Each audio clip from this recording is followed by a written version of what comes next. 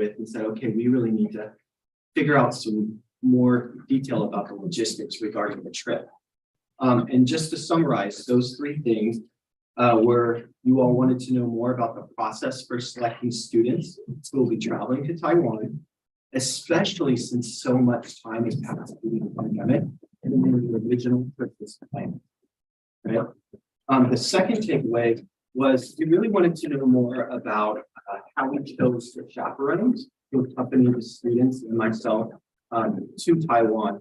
And then finally, there was some interest in knowing a little bit more about the safety. I know last time I went into some of the history of the politics and the dynamics there.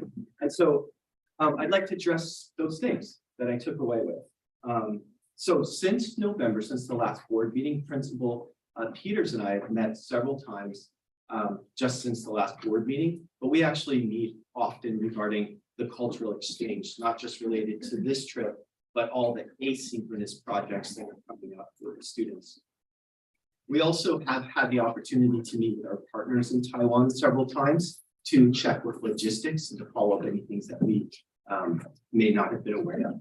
So the updates, okay? So first of all, in your board packet, a lot of the documents that I'll be referencing tonight are actually included in the high school, Principal Peters' high school report. Okay, so the first thing has to do with student selection. And the selection process for the students, and these are just my notes, by the way, I don't have anything prepared. I already did that presentation last time. Just in case, if you needed copies of my notes, I just have some extra copies. So the selection process for students is now in a form called the Taiwan Student Participation Agreement. And that form outlines how students will be selected for this trip. So I'll give you some examples. This is not inclusive because it's quite an extensive list, but you can reference it in Principal Peters' report. So the first one is that the student will be a member of the associated student body, attend leadership class, or be enrolled in the HVHS student who was on the original list of exchange participants in 2020. Okay. The second one is that students must be active in exchange projects with Chiayi Senior High School. You might remember that's the high school that we're partnering with in Taiwan. The third example is they also must actively participate in Indian education activities, events, and curriculum development for a minimum of 5 hours. Remember, part of this is giving students opportunities who are interested or doing becoming cultural practitioners, the opportunity to share their cultures with Indigenous students in Taiwan and vice versa. So there are no unexcused absences, and they must maintain a GPA of 2.5 at the end of each hex. I actually had to ask Maggie, what is a hex? So I'm sure all of you. So the priority, as far as priority, will be given to 11th and 8th grade students. If there are more interested and eligible at the end of the first semester, a panel of K-8. Oh, sorry. You said 11th and 8th grade. Did I? I'm sorry. 11th. I'm sorry. A panel of, so if there's more students who are interested that are available for the 20 slots, a panel of KTJ, USD staff and community members will interview the students to really figure out that selection, narrowing it down. And of course, have a valid passport. There are other things on that checklist that you have in your packet. So regarding chaperones, so after the last meeting, Principal Peters and I reached out to the original chaperones just to make sure and double check that they were still interested and available to go on the trip. Some of them were, for example, myself, Principal Peters, and Phil Albert from the group 10. But there are others that were, because of life circumstances, they're no longer available to be chaperones. So what Principal Peters did is she did some outreach. And in that outreach, she just didn't ask, well, do you want to go? She actually asked people to send her an updated resume and then a letter of interest explaining why they're interested and what the qualifications. I know that was something that we not allowed. So finally, regarding safety, actually really appreciate all of these questions. I especially appreciated this question because taking students so far away is a big deal, and I recognize that. And we certainly don't take it lightly. So I actually dove pretty deep into crime statistics and safety of the country. And I included, or Principal Peters included some of those things in her report.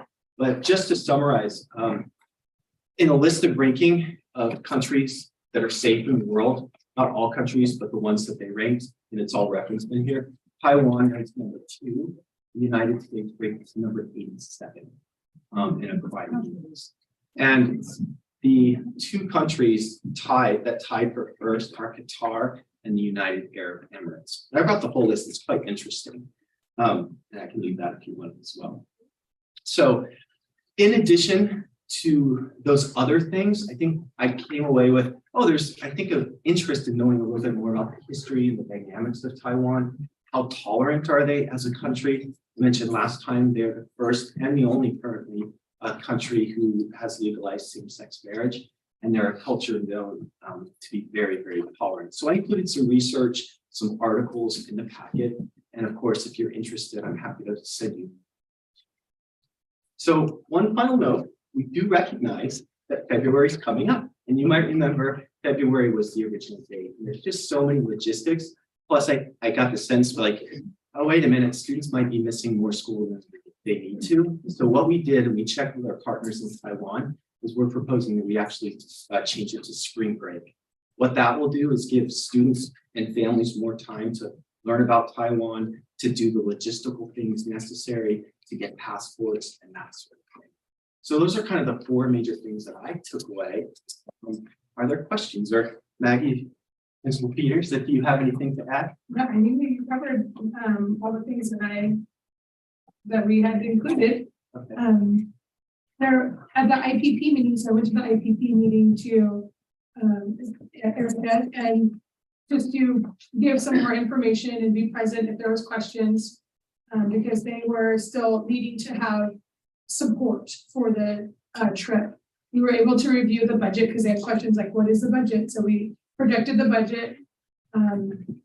And I think I don't remember off the top of my head, but so far the fundraising is a little over 70,000 needed to go over there. And we were looking at the district contributions from the revenues of the curriculum was proposed to be around 9,000. And there obviously in the IPP there are questions, and but I do believe, I don't want to speak for Erica, but I do believe that there was support for the trip at the IPP, and the idea, and I guess one of the things that was mentioned was if this is something that will be proposed as maybe every 3 years, every 4 years, that there's an international travel opportunity for Hupa High, that the I guess commitment of funds from Indian Ed was something that I was like, if we do this, I don't want it to be something that there's always going to be a commitment of funds by. And my brain just kind of went, whoa, what an amazing opportunity to have the students of Hupa High be responsible to help generate those funds through curriculum, developing curriculum. If they could create a product that was marketable, then they could demonstrate that commitment, and that there would be all these in-between years to kind of pay back, that funding for the next opportunity. And also at the IPP, there was just kind of front loading. Do the kids know all of the chaperones that are listed? And I went back, and there is one chaperone that is a partner person of another. So Angel's partner person, he's a local paramedic, and that idea of traveling with a local paramedic seemed to be like a really good idea, especially going out of the country. And that we do have plans in place to invite Chris to do some training with our leadership class, so and develop a relationship that way, is come into the class, do some presentations, share his expertise, and develop a relationship with the students who are going in that way. Other questions? Yes. Great. So I had put the question before and Yeah. I think maybe we missed on understanding what the question was. My concern really is the dynamic, the political dynamic between China and Taiwan. That was really what I wanted information on. But we don't need to answer that right now. Okay. But if you're meeting with parents, if we're meeting with students, I really want to be sure that they have that background information before deciding to send it. Because what I wouldn't want to happen is you have an issue with parents saying they sent our kids over there knowing that this, that this was a toxic environment and how dare they. So I just want to be clear that everybody has clear information and understands the risks that they're taking. I was very much opposed to this process, but after listening to Maggie talk about the importance of our students having this opportunity, I feel like I could be okay with it, as long as everybody understands beforehand what the risks are. Absolutely. Well, you certainly have my word that I'm available to meet with parents. In fact, I think one of the things we can do before we have kids sign up, so we actually hold a parent night. When we first planned this trip, we actually did one of those, and I'd be more than happy to, in partnership with the other chaperones, make sure that parents are making an informed decision. And I'm happy to send you more information about the political dynamic. I'm sorry, there's some of it in there. This is the QR code too. Oh, Okay, there's like a 30-page. I didn't know if we wanted that much information in the board packet, but there's the QR code for that. But I can also email you guys. yeah, It's the link. absolutely. We'll definitely make sure that that's the case. I will say, since now, the last time, I mentioned last time that I basically read news all the time about, part of the world. And since the last time we met in the last board meeting, there were federal, national wide elections, and a group called the KMT won the election, which typically is less about sort of official independence of Taiwan. And so that has already seen an immediate reduction in that tension. Of course, the protests in China, the white paper protests you might have seen on the news, that's also causing some interesting shifts in how the Communist Party is. So thank you. Yes, Mike. So I'm just wondering too, with the COVID increases, are we tracking COVID data really well? Yeah, definitely. We monitor that.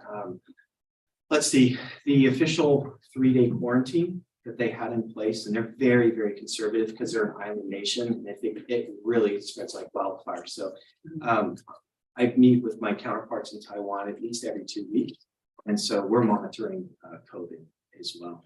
In fact, one of the things that I didn't mention in that form, the student agreement, is that students will test for COVID 72 hours before. Yeah, absolutely. And if there's any hint of a breakout, I mean, we really want to make sure that this trip is something that is meaningful, students learn from, and something they won't forget. Most importantly, it's going to help contribute to them as leaders, future leaders in this community and other communities. Thank you for that question. Awesome. So Maggie is correct. We did have an IPP meeting, and we had about 13 people there total, and some were on Zoom and some were in person, and Maggie was able to share some of the content of the Google Drive and really see and look at the budget and everything that's there. In generally speaking, there was definitely a formal recommendation by those present to say, let's support this trip and this opportunity for our students. I do think that there is still some question, or maybe worth having time to research a little further, but at the same time, maybe not, because we're kind of starting over. But previous board members had mentioned that in the original approval, it was pre-COVID, correct? Is that correct? Or just right? It was kind of, yeah, it was in that time where we thought COVID was going our way, or whenever we started. Right. Kind of around that time, about 2 years ago. So whenever that original approval happened, it was stated by a previous board member that it was approved with the stipulation that there would be no district funds allocated for this. And in the current budget, it does still list $9,000 coming from KT Indian Ed.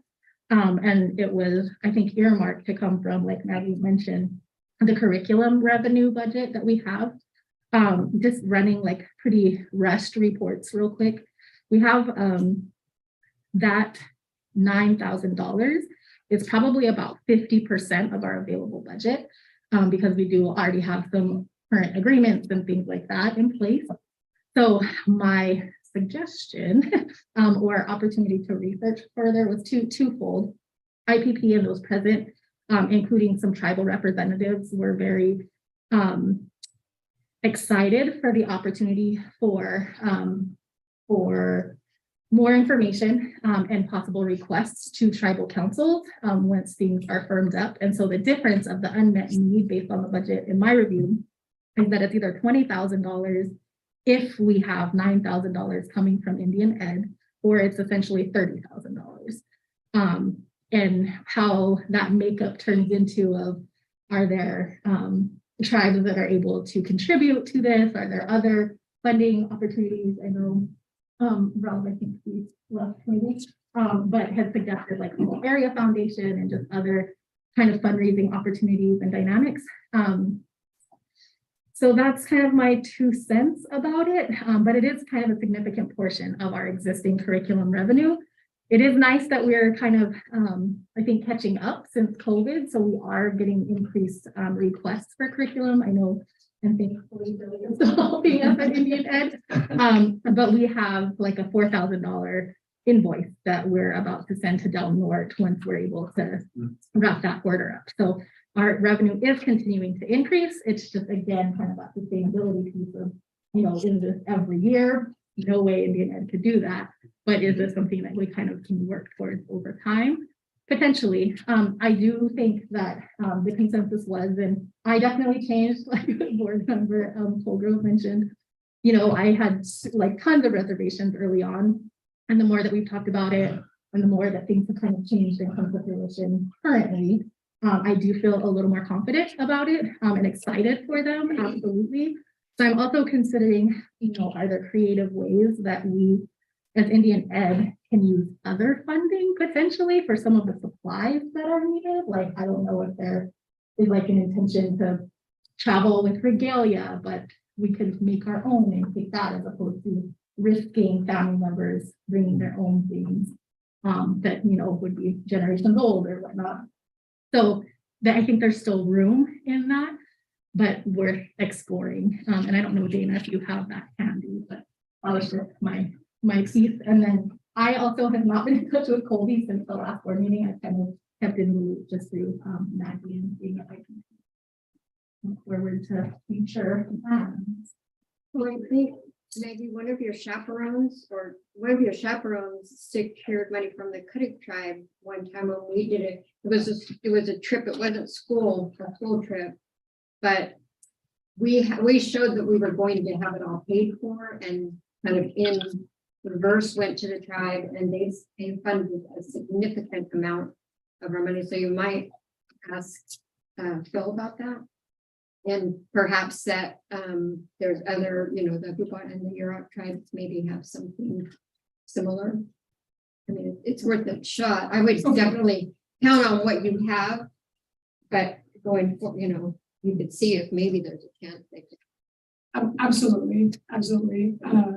And just local businesses too, when we took, 4 years ago when the cheerleaders decided we were going to Maui with the basketball players, we had 3 months to raise $20,000 and they did it. You know what I mean? So I think that this community really does come together for students to have opportunities. And I don't doubt that we will be able to secure enough funding to go.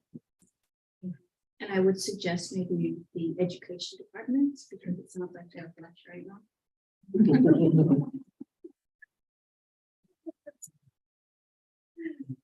Developing a strong relationship with Lola.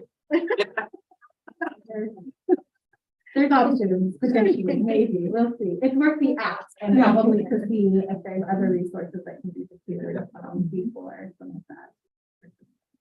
I have a question. If our students or people make this trip, and if they were in an accident or something, I think that sometimes your insurance doesn't work in other countries. Are you guys all looking at that Yeah, part? it's a great question. So this, because we're part of North Coast JPA, which is schools insurance, there's form that this trip will be covered by the school's insurance. I think what you're asking is, will our insurance work in Taiwan? Yeah, Oh, the JPA insurance, yes, it will. So anything under the JPA. because my question is, anytime, as long as I've been around, if one of your children get hurt at school, your insurance don't kick nothing in.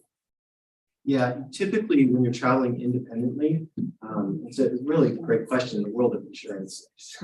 But typically, you're right, when you're traveling independently, if you don't have what's called added on trip insurance, you're right, you can be stuck with a big bill. JPA, North Coast Schools Insurance, I already checked this out with Taylor Titus, who's the director of JPA, and that's through the County Office of Education. But if you'd like, I can find, okay, what does additional insurance look like for students? I know when I travel independently, I use my additional trip insurance. It's fairly reasonable. That is a really good point. There is trip insurance you can get. I know some countries won't even let you go there unless you have your own trip insurance. So, Yeah, Taiwan does. Okay. Taiwan does, and when I travel there on my work, when I go, go speak or at conferences or do this global education stuff, I'm covered under my North Coast. okay. But we'll have all of that laid out. So hopefully there won't be any questions about the safety of kids, but these are really, really good questions. So go ahead. I was just gonna, sorry to interrupt, but I was just gonna say that Colby is also working with Taiwan in a broader project of internet, like, maybe just say like, many schools in Humboldt County are participating in a traditional pen pal exchange, like Hoopa High is. And we have schools within our district where Orleans is participating in that kind of an exchange. And that there is a lot of work, or there has been an announcement of an opportunity for educators to do a teacher exchange over the summer. So I think that it's not just kind of like, oh, we're going to Mexico. I mean, it's kind of like there's a really strong relationship with the Department of Education in Taiwan to facilitate a big relationship with educators and students. That's unique. I mean, it's very unique. I haven't ever even heard of anything like this in the past. Thank you for saying that, Maggie. Yeah, she's right. It is a broader commitment. But you might remember last time, my big goal for all of this is to develop a structure where every kid in Humboldt County has an opportunity to make a friend somewhere else in the world. We all know what it's like. It's a wonderful place to live in rural California, but there's opportunities missed to realize there's a big, wide, wonderful world out there. Scary sometimes, but wonderful nonetheless. And so, yeah, we are planning educator co-professional development. We'll be taking 25 teachers who already have partner classrooms. They'll be meeting their partner teachers in person for the very first time this summer. And then also we've been invited and working with some local music teachers to bring an orchestra. They've been invited to next November to go take part in an international music festival. So this is not a one and done thing. This is the idea of the exchange, of course, is we want the students to come, these students that will be visiting, to come here to Hoopa and learn about the amazing place that we all live as well. So thank you so much for this feedback. Really appreciate it. So I know it's not an action item, so can we go out and start fundraising? I mean, I know it's not. This is why I'm not a board member. I wouldn't have to know that. So it's not an action item, but we did approve it 2 years ago. But those dates came and went. So Okay. as far as insurance purposes for when the date of the trip was, that went away. So So we need to put this on our next. it would have to be on the next one. Okay, so we'll need to be on the- There's still a lot of logistical things we can start doing. And Excuse me, maybe you might want to bring your policy out to look at how are our students going to be covered through the JPA. and make sure that that it's, you know, is understood. No. Okay, thank you. So we'll make sure it's an action item next Yes. board meeting. January 10th. Right.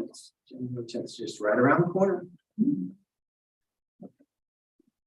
Thanks, everyone. Great report, Appreciate great it. report. Just want to make sure before Kobe leaves, are we certain? Because this next action, this next round, we're gonna approve this. Yeah, So. My mom had some great insight there. Yeah, that's soak this in a little bit. Do we have to do this anymore? Yeah, you're up. Okay. Yeah, because, and I did have more questions like about the budget. And I don't know if we're gonna get the opportunity before the next agenda or plan to discuss it there, but I would also like to have a little more information on the insurance that Mrs. Matilton was talking about, because that can be a major thing if anyone actually got hurt. Yeah, absolutely. And not just in Taiwan, In general. from here to, the different airports and other, everywhere from here to there. Absolutely.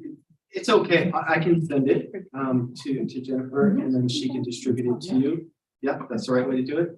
Okay, we will do that. We'll have all that information to you at the latest at the end of next week, okay? and if we think of other questions.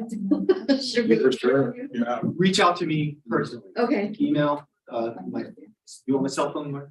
You can have it. Everybody has it.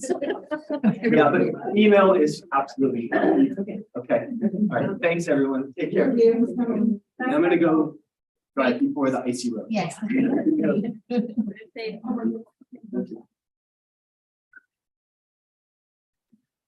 Number 3, public comment on closed session item.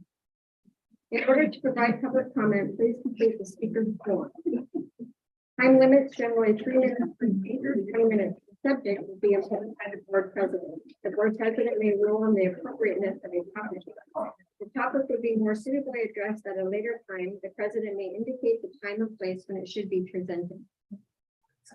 The board shall not prohibit public criticism of the policies, procedures, programs, services, acts, or omissions as outlined in Government Code 54954.3. In addition, I think I read that one. In addition, the board may not prohibit public criticism of district employees.